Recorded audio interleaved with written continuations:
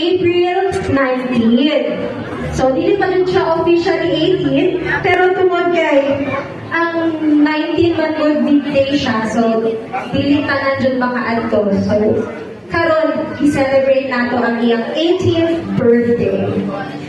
Once again,